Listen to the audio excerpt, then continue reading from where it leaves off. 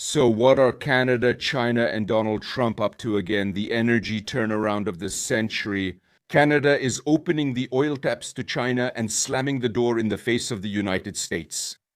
Ladies and gentlemen, what's going on? What's happening is that socialist Canada is getting closer and closer to communist China. Of course, I say socialist Canada because right now socialists are in power in Canada. But let's go back in time and talk about how the heck it happened that Canada signed friendship and trade agreements with China, is willing to put up with high tariffs and the destruction of trade with the United States, and is opening up to the world more than ever before. Here's what really happened. Just a year ago, Canada considered China the main security threat to Canada. The Conservatives were the most popular in Canada. The Conservatives, who had fairly close ties with the American Republicans and referred to Donald Trump as the one they would follow. But then it happened. Then Donald Trump became president and started doing things. Canada, as the 51st state of the United States, trade wars, Europe stinks, Greenland will be ours, and so on, and so on, and so on. At that moment, there was a turning point in Canada. The Conservatives went down, and the Socialists, who were already led by Mark Carney at that time, won the election.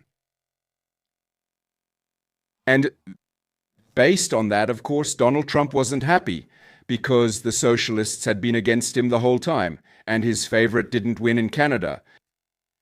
So, of course, then came the customs blackmail and Trump's attacks against Canada. So Canada stopped seeing the United States as a stable country, as a reliable partner. Carney even stated that at this moment, China is a more stable and predictable trading partner than the United States. This is a quote from the Canadian Prime Minister. What's happening right now? Well, what's happening right now is that Canada has opened and expanded the Trans Mountain Pipeline, which allows Canada to move a bit away from the United States. As recently as 2024, more than 95% of Canadian oil was going to the United States. Now that's changing significantly. Canada is starting to sell a large amount of oil to Asia, and China is currently the second largest buyer of Canadian oil after the United States. The United States is still in first place, but its market share is decreasing while China's market share is increasing. And it's financially beneficial for Canada because China buys oil at market price, while the United States used to buy oil from Canada below market price. That was because the United States was the main buyer of Canadian oil. There were various agreements, and above all, Canada was quite dependent on the United States for its oil exports.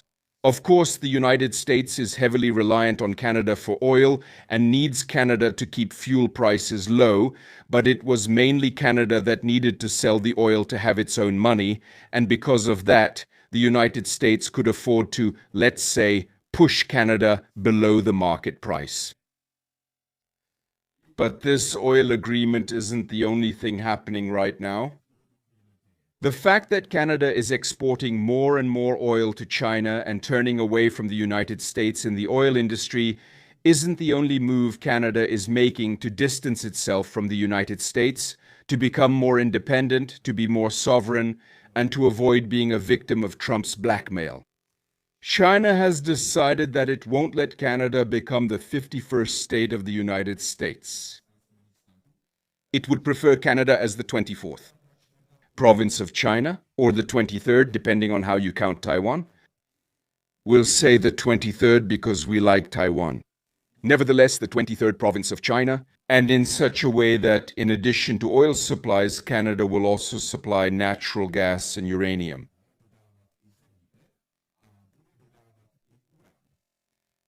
China which is trying to build more nuclear power plants and move away from coal, considers this very important because thanks to uranium and natural gas, they can have even greater assurance that their industry will function and have enough resources.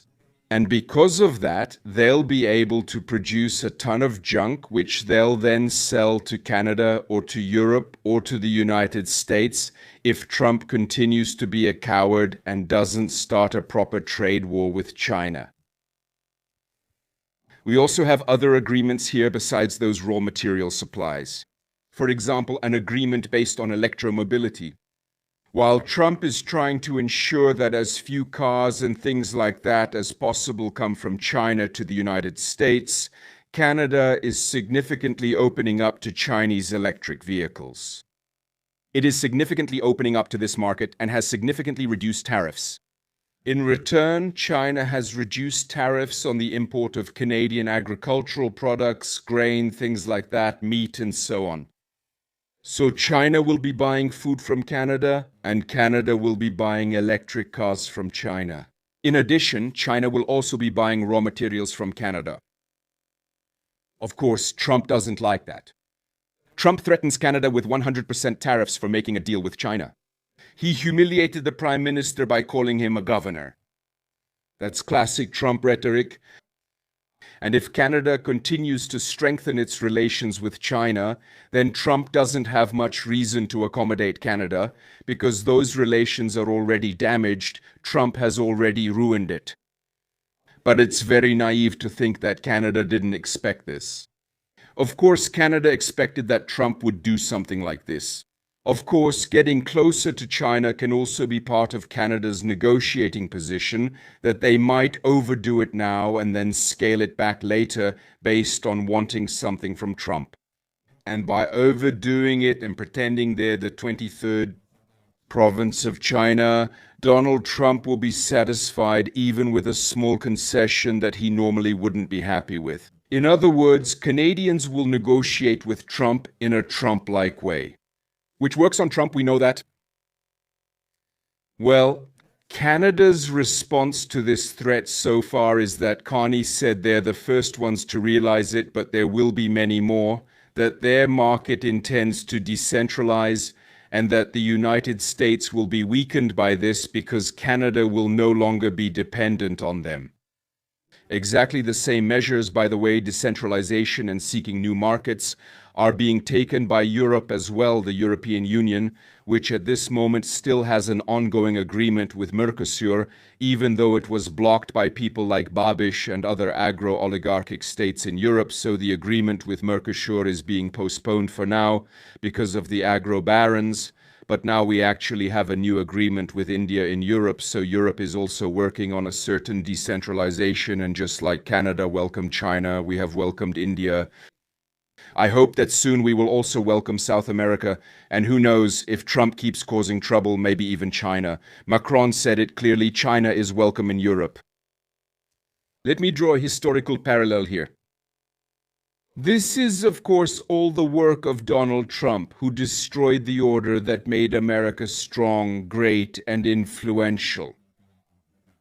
America was strong, great, and influential thanks to its allies, thanks to trade chains, thanks to agreements, and all these things. Donald Trump totally messed that up. Because in his zero-sum game, he didn't consider that those countries traded with America and didn't look for other markets or other partners because they considered America a good and stable partner. Now that it looks like America just wants to take advantage, or that America doesn't want to treat us nicely anymore, or doesn't want to treat Canada nicely, we don't really have much reason to stay loyal to America or to remain loyal partners. We'll start looking for some alternatives. And America will lose influence because of that. But here I would see one warning, whether for Canada or for other countries, especially when getting closer to China. Before World War II, there was a huge problem. The Western countries then launched a crusade against Soviet communism. Czechoslovakia did not even recognize the existence of the Soviet Union for many years. In fact, at the time of the founding of Czechoslovakia, there was even consideration that Czechoslovak armies would enter Soviet territory, carry out an intervention, and help the White Guards defeat the Bolsheviks. All of these were possibilities, but in the end, nothing came of it.